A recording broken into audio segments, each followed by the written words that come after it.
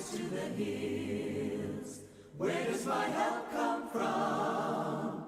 My help comes from the Lord. My help comes from the Lord. My help comes from the Lord. Maker of heaven and earth. 1,000 may fall at my side, 10,000 at my right hand, but my help comes from the Lord. My help comes from the Lord. My help comes from the Lord. Maker of heaven and earth. He will not allow my foot to be moved. He who keeps me will not slumber. For the Lord who made the heavens and earth will be my strength forever. I lift up my eyes to the hills. Where does my help come from? My help comes from the Lord. My help comes from the Lord. My help comes from the Lord, maker of heaven and earth.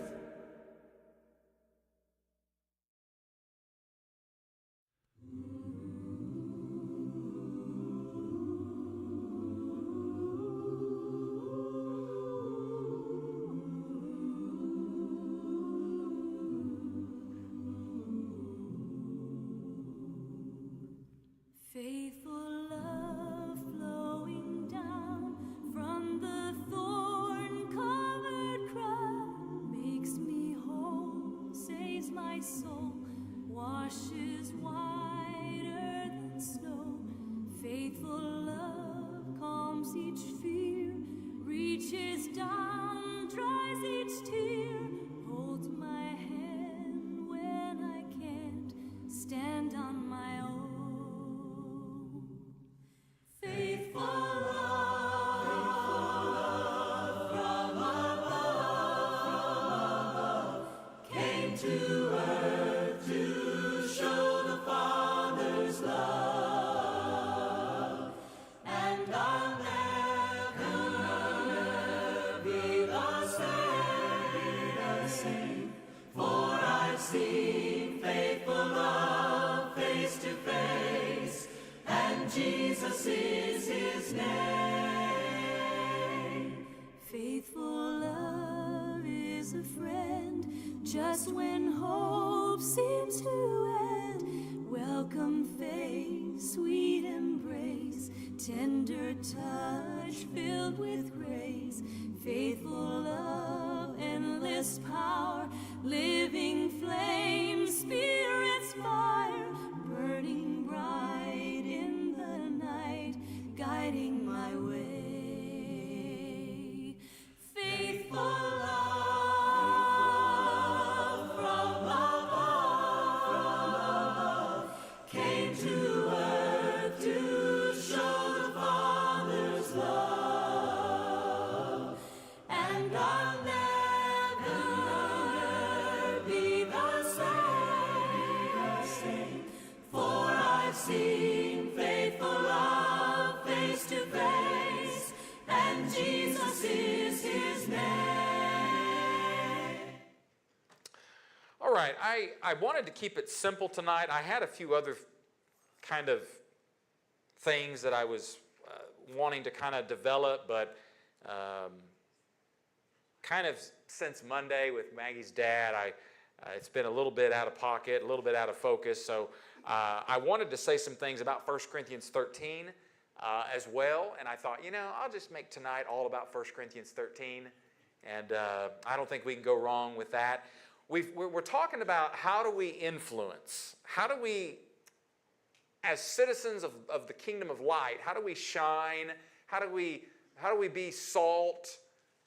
What's our responsibilities? We've been I've been encouraging us. And so I wanted to do that, and I wanted to say some things about love. And so from a standpoint of how that makes a difference. We've talked about how we see the world. And remember what Paul says? We don't judge the world anymore like we used to. We see them now as objects of God's love. We don't see them like we used to. And so, well, how does the world see us? Well, we talked a little bit, we referenced some scriptures. John 13, by this all men will know that what? If you what? If you love one another. The identifying characteristic mark, he says, is going to be love. Now, it's not the only mark. And it's never love and truth or doctrine and love or grace. They're not in competition with each other, are they? Right? You got to have both. If you love someone, you will speak the truth. You will hold to truth. But if you have truth alone without love and grace, grace has to always come before truth, if you will. It always has to be what doctrine, the foundation that doctrine sits on, so to speak. It's what we believe is essential, and it is, Jesus Christ is the cornerstone. But if we don't have that love and mercy and kindness and how we talk and act, and we can have all the doctrine and all the truth, but if we don't have love, and that's what I want to talk a little bit about. I want to talk a little bit more about, but I just wasn't able to fully develop it. I did want to talk about 1 Corinthians 13, so I thought, well, let's just talk about it all tonight. But I really think that's a great challenge for us. And it's a challenge, it's a temptation to always justify maybe our rejection of the world, or our judging the world, or our being harsh with the world, or being writing off the world, is we can always fall back kind of on that. Well, I'm trying to preach the truth. I'm saying the truth, and the world doesn't want to hear it. And that may be true, but it still doesn't justify lack of what? Love, lack of humility, lack of kindness, lack of patience. And I think that's important. I think in the church we've struggled with that over the years. And in my almost 48 years of being on this planet, and all of those years being in the church, raised in the church, and as a minister for almost 25 years, I definitely see it as an issue. And so we have to be reminded. Yes, truth is always going to be under attack, and some will try to compromise it. But I think we have to remind ourselves of the essential core foundation of love or grace, and love and grace. And John says, this is a marker that the world will know that you're my disciples if you have love. And then he bases that, we mentioned this passage, and we talked about it a little more a few weeks ago. We love as a result. The gospel is where that love comes out of. The gospel is all about God doing what for us? Sacrificing, giving of himself. Jesus wasn't sent to condemn the world, right? John says, but to what? To save the world. And we talked about there's a real fine difference.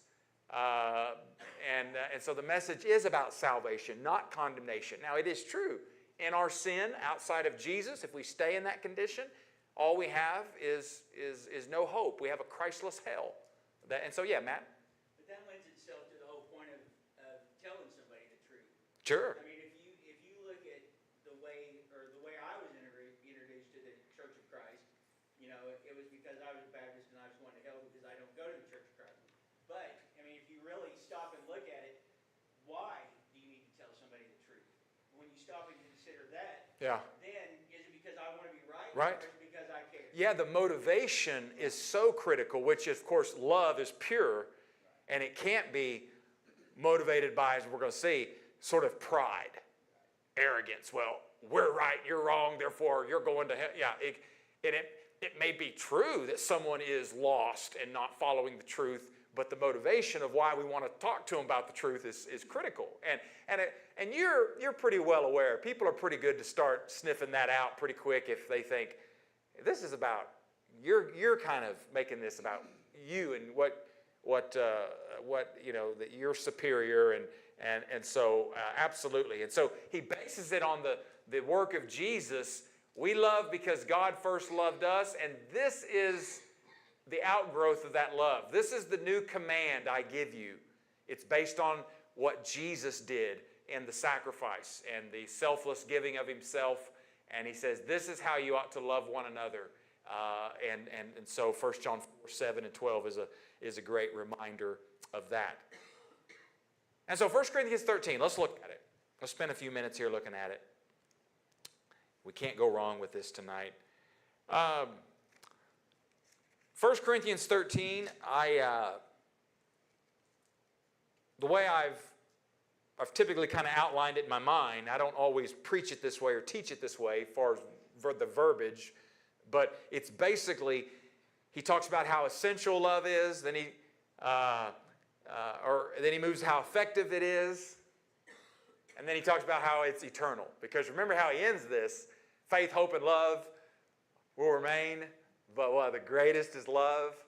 And so he starts off with how essential faith or love is. Then he's going to talk about how effective it is, and that's kind of the section we really want to talk about. The definition, the characteristics of love, the action of love, but he does end on how love will last into eternity. And so let's read the first three verses. Who's got that? 1 Corinthians 13, 1-3. If I speak with the tongues of men and with angels, but do not have love, I've become a noisy gong or a clanging cymbal.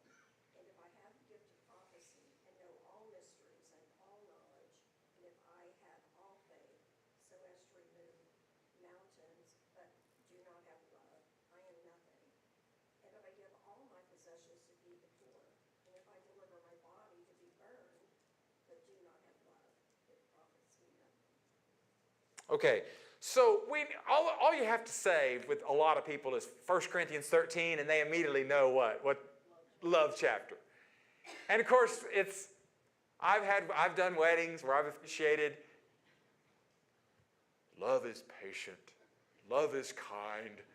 You have to say it real slow, and you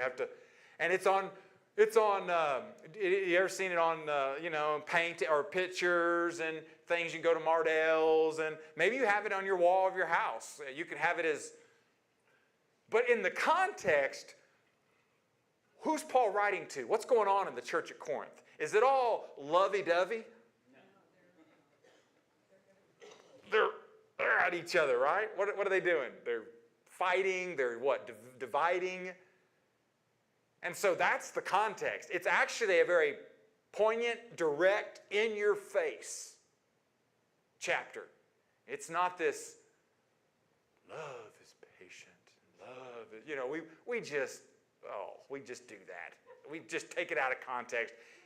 It's actually, let me tell you, church, Corinth, you're not what? Loving, are you? This is what it means to love. And so he starts off by showing how essential it is. And he first is going to talk about, there's an old, I was going to say a dumb movie, but that's in one of the title of the movie, Dumb and Dumber. If you've ever seen it, they have a line, you may know where I'm going, where they ask this guy that's in the car with him and his, I forget if it's his friend or close friend, I don't think it's his relative, but they're very annoying, and they ask him, this guy riding with them, do you know what the most annoying sound in the world is? And this guy's sitting between Jim Carrey and the other guy, and they go, they just yell at his ear like real high-pitched, and I don't know what the most annoying sound is. There actually is, I've seen some questionnaire where they've, ask people, and you can, screeching, scream on the chalkboard, right? I mean, certain noises that are a nuisance, that are annoying, that are, a dog that just barks all night, right? And I tell you, we've got one at our house sometimes that does that. Especially when there's storms and there's people, and we've had to give him some calming down medicine. We've tried, he just is nervous. And if he's doing that at 3 a.m, I'm not a violent man, but you get up a couple of times and you get tempted to get a little violent because it's annoying. How about a smoke detector? Oh, you say, well, Robert, that saves lives. Yeah, most of mine that's went off has just been annoying. The battery's bad or what? But it's annoying, isn't it? Kitchen smoke, yeah. Don't wait till dinner's done. No, I know. And so he says, look what he says here. What's he say? A couple of things here about how, essential it is. If I speak in the tongues of men, of angels, wow. But do not have love, I am a resounding, what? Gong. Or a clanging cymbal. You know the, right? I think about shows and TV. I think about the old Andy Griffith series when Barney, is that Barney? He was going to play the cymbals. And he was always like, he's ready to come out and do it. And he does it several times in the episode. And it's just very annoying. And so he says, if you can, it doesn't matter if you can speak with the language of angels, the tongues of men. We know that the gift of speaking in languages or tongues was given by the Holy Spirit. But don't have love, he says, you're a gong, clanging cymbal. Look what he says here. If I have to give, these are actually pretty incredible statements he makes. That first one's incredible. But then he just took, if I have the gift of prophecy, look at this, and can fathom all mystery. You know everything in and out about life and its purposes. We got a mic out. You've done some. Part of the illustration. If I speak without I am not annoying. It's my mother. It's my mother. She's like, you're taking shots at me now. I know. All right. Okay. So he says, if you know all the mystery and its purposes, if you know all of those things, but you don't have love, he says what? All knowledge. And then he kind of just, if you can one-up it, but he says, and if you have faith. So think what he said.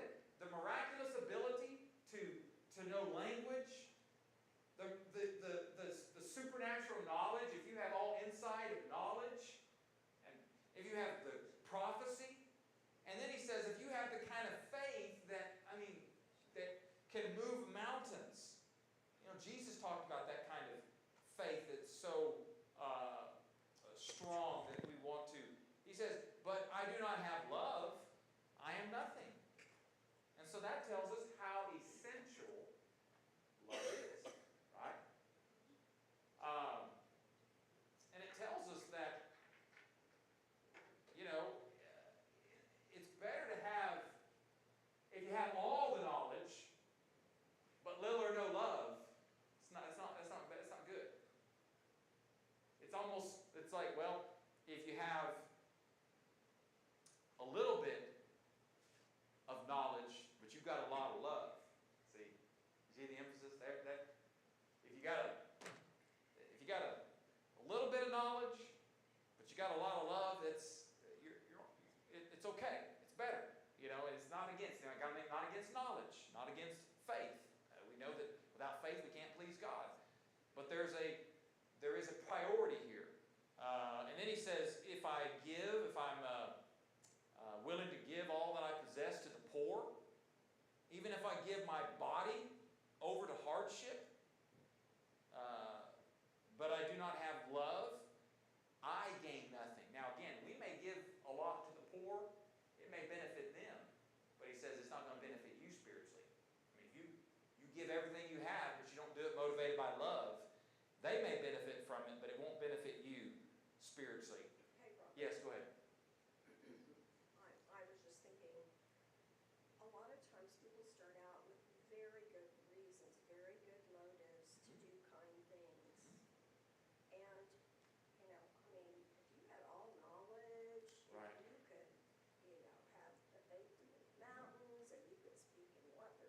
challenges, and, people can become very self-centered, and they're like, look at everything I can do, and that gets rid of the good intentions in their heart. Yes. So I think a lot of people start out Yeah. very good intentions, they know the right thing to do, the good thing to do, and then Satan just slowly seeps in, and Yes. and I'm talking about myself as well. Yeah. When we start thinking more about ourselves instead of, the whole purpose of doing something is to benefit others, Yeah. not ourselves.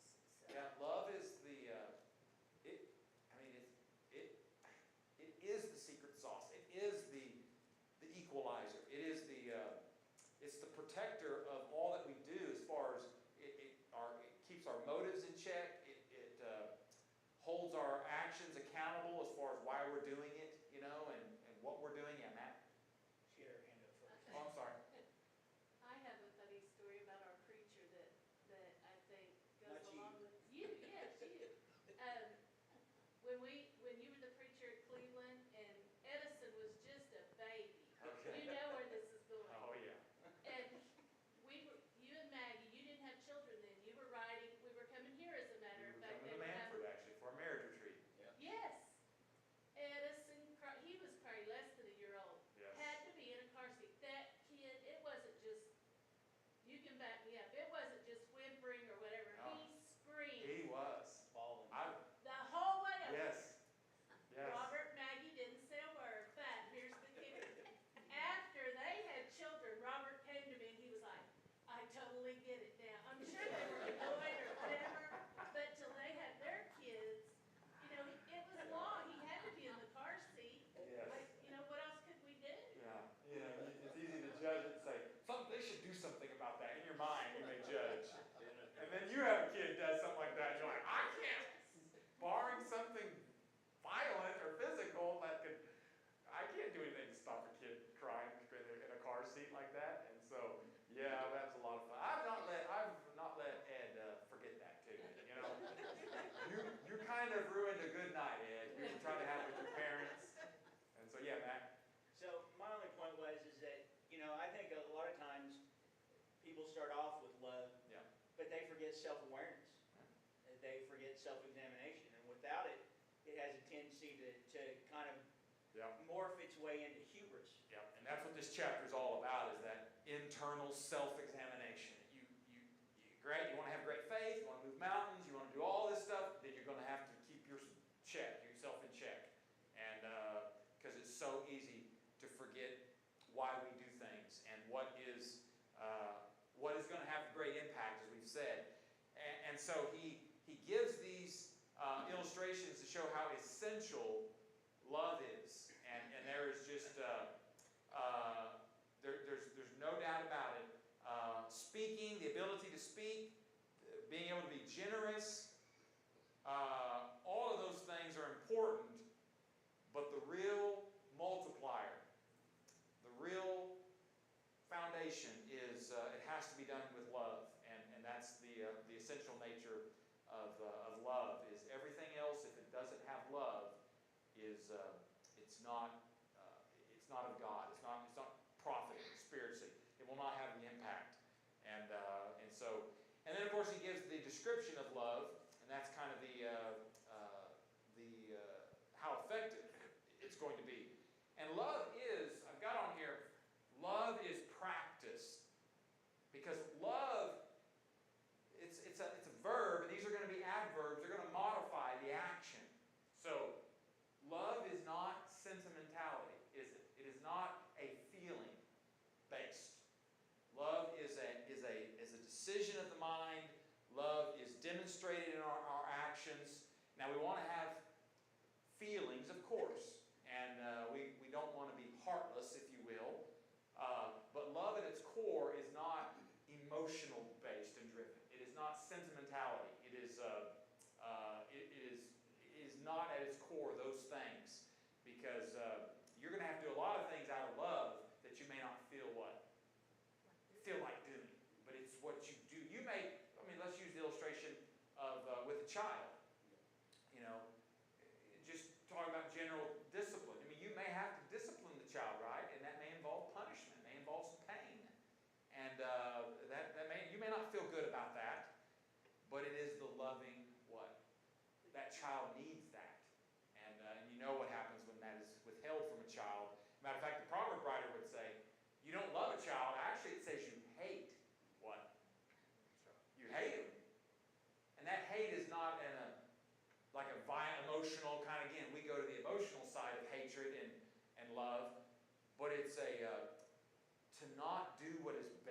someone and to seek their good, the opposite of that is their destruction. You're doing something that would destroy them. That's what hate is. It is, and so all of these are these verbs. And so let's just run through them here, remind ourselves.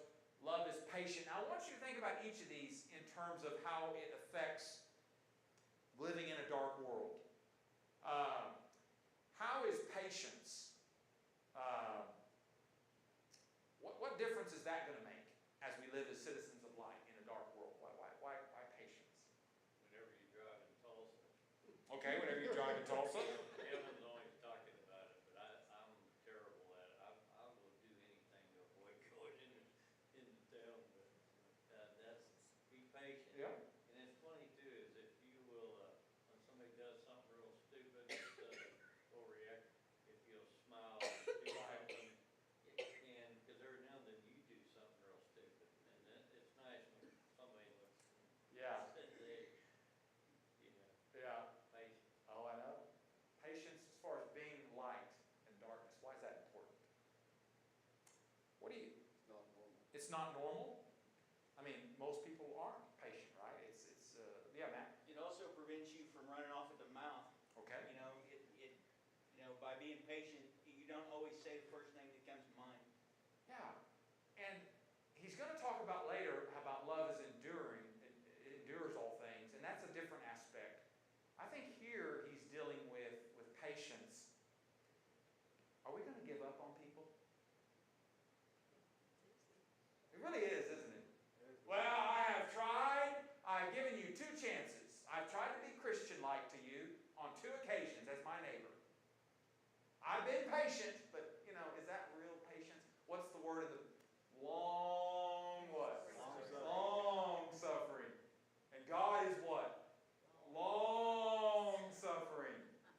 And so I think it gets at this core of how quick are we going to cut people off? How quick are we going to, well, I'm through with him. I just did. And again, I know there has to be boundaries. There has to be, I'm not talking about letting people hurt you. I'm not saying like protecting yourself as far as, but just people kind of, I think, and there's some people, especially kids, they're going to test that and see how quick you're going to, are you going to cut them off? Are you going to, there's people that will test your patience. And I think this is, are we going to give up on them? Are we going to go the extra mile? Are we going to forbear with them? Are we going to run away when we don't like what they're doing, when we don't agree with what they're doing? I remember we had some people in Shawnee that, and I remember she would say on a couple of occasions when she would talk about certain things and use certain language, and she'd be like, basically, I don't know why you still talk to me, preacher. I'm like, hey, I pretty much told her, you ain't scaring me off. Just because I would tease her, just because you got some crazy beliefs, I would tell her, you're not scaring me. Yeah, I'm not going to stop loving you. I'm not going to stop being kind to you. And I think a lot of people, they may test that because sometimes in Christianity, in the church, is our track record always been the best? Yeah, Matt? But I think another part of that, though, is what you're seeing in the church today is it's the idea of, well, I can't do anything for these people, so I'm not even going to try. Yeah. You see that, I Sure. think you see that a lot for a lot of members. Oh, yeah. Well, this world is just, the Baptists are real big, or the Methodists are real big, and so you just can't talk to these people, so I'm not even going to try. Yeah. I mean, that's a form of impatience Sure. because they're not even bothered. Yeah. And of course, if you can't talk to somebody without blowing up or making it worse, then I guess it's best not to talk to them. I guess that's the only choice. But the key would be find a way to engage. Find a way to be patient when it's not easy. And I think that that's going to determine a big part of how we reach people and how we're light in a kingdom of light in a kingdom of darkness. And then he says, of course, love is kind. And this is the and how we deal, how we interact, how we treat others. This is going to be a big part of I think, to me, this one I think is a matter of someone who's been kind to me, I think of some, I know this may seem simple, but I think it's somebody who noticed something. You ever had someone who really noticed something? Maybe they said something, they did something, and you were like, wow, that was really kind. You really saw what was going on in my life. You really knew that I mean, have you ever had someone where you said a kind word, and maybe you thought they were going through a difficult time, maybe at work or whatever, and you just wanted to say, and maybe they just acted like you just almost saved their life, right? You're going, look, I was just trying to be kind, right? But really, what did you do? You noticed, you saw them, you loved them. And I think for a lot of people, it's, I think Jesus, I think he just noticed people, right? He was kind in his dealings with people. And yeah, Rhonda? I was just thinking of, one time I flew into Atlanta, and I was going in for a job interview, and, getting on to the airplane, there was a young woman with a child, and this was 30 years ago, Yeah. 25 years ago, so it was a while back, and we didn't have TSA and all that at the time. But she had her kid stuff, when you got a baby, you Right. have all this stuff. And she had a stroller. Right. And she was bringing it onto the plane. Anyway, she had her hands full. And so I don't even remember exactly what I did, but I helped her get onto the plane. And I'm not discriminating in any way. She was a young black woman. Didn't matter to me. Right. I would have done it no matter what. Well, one of the flight attendants was a black man. He saw me do this. And we're in Atlanta, and still 25 years ago, I mean, there's still a lot of prejudice, even now, there's a lot of prejudice. But anyway, so we unbuckle, take off. He comes to me and he starts giving me a bunch of snacks. And Yeah. is there anything else that you'd like to have? Right. He said, I just wanted to say, you were so nice. Yeah. To that lady. And I think for him, he's seeing me Yeah. as a white woman helping a black woman, which he may not have seen Right. much. And of course, he was black. And is He's- that the correct term to say now? I'm Yeah. not. No, it is. I mean, he saw your kindness. Yes. That's what people see. That's what people notice. That, again, they don't notice the correct doctrine necessarily. They don't notice this is the impact that we often can have. I mean, this is where it is on the ground. The kindness, let's quickly here, I'll notice we won't finish this tonight, but he talks about not being jealous or envy. I mean, what's going on, at the church at Corinth? Spiritual gifts are being exercised, but they're what with each other over them? They're jealous. They're what? Some better than others. They have envy. And so, envy impacts our ability to do ministry and to be salt and to be light. And so, he says it does not envy. It does not. Envy is pointed at me. It's I want what you have, or I don't like what you have, or I want you to fail so I can look good or succeed. And this is how we need to measure success in spiritual faithfulness. It's not about bringing others down. It's not about comparing ourselves with other people. And he says, kind of goes with it, it does not boast. Our boasting is in the cross, right? Not in what we can do. And look what I've done. Look how many lessons I've taught. Look how many people I've baptized. Look how many classes look how much I've given. Because when we do that, we think that we're entitled. We think that we're superior. I've had that in conversation conversations in the church where I had that with an elder one time, and we kind of got into it because he said it a couple of times, and I finally called him on it and said, "You keep saying all that you've done in this church," and I said, "I think that's the wrong way to say that." I said, "What do you mean?" I said, "I've done, I've been here, I've given." No, it doesn't matter. You know, you're not entitled to anything because you've done a lot, and that gets into life and interacting with people real quick. They can see that when we're making it about us. God doesn't measure based on my success or what I've done. And Jesus would say again in Matthew 6, "Don't let your righteousness be seen" what? By men. The point is, you're not trying to get any credit, so to speak. Now, the great thing about God's plan is if we do it God's way, it's going to be natural when we just give and love freely and not out of return or anything. People are going to try to give us credit, but then we immediately, if they don't already, we point them to God. But people are going to notice this about us, and we will be impactful because we're not making it about us.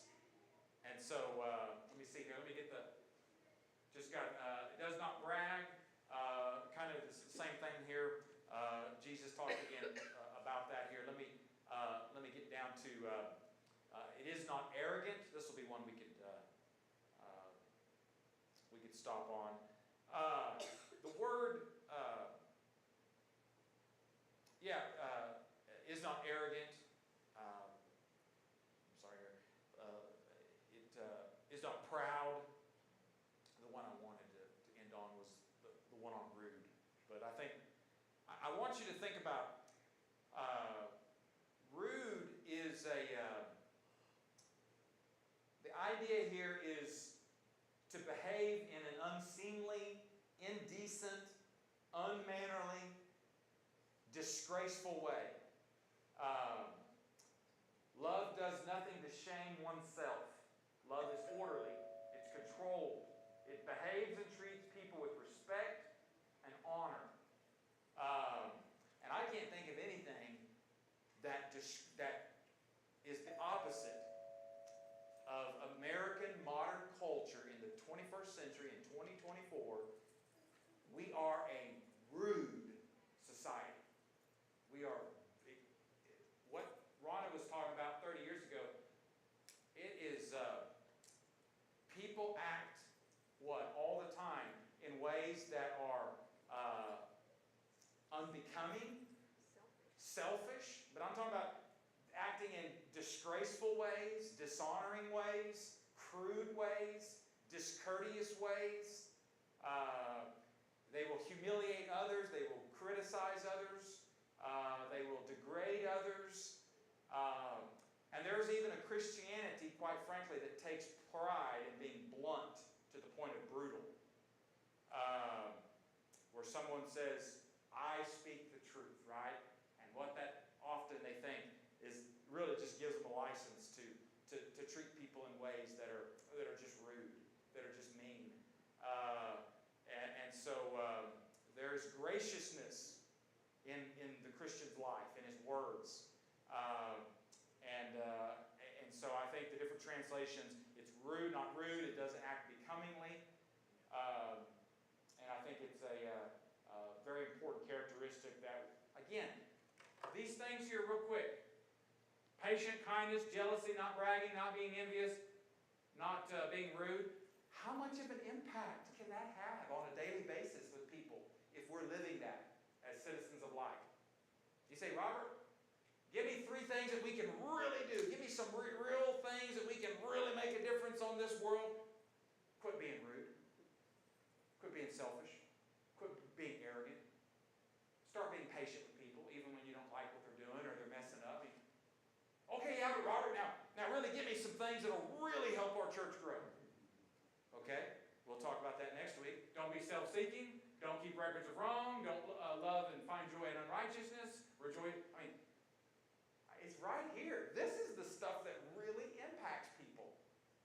And this is where people notice the gospel shining, or they see it in ways that are not good. When they see us not reflecting Jesus. And we're not talking about perfectly, and we understand that. Do what? Yeah. Dolores, my computer sometimes, it just leaves things out. It's a program that I'm going to call them and say, it keeps messing up. I am a Christian who does not believe in having self-seeking love. But you put that in there, Microsoft. That's right. I'll get that corrected for next week. See, I do that sometimes to see if you're even looking. That was actually all part of the plan. All right. So this is where we make an impact. And we'll come back and talk about it in the second half and maybe have some other observations that I think are good with it. All right. Thank you, Dolores. No. Love points out the wrongdoing of PowerPoint slides. No, that's love. You were doing it in love. She's speaking the truth. Your infinite wisdom, who can fathom the depth of your love? You are beautiful beyond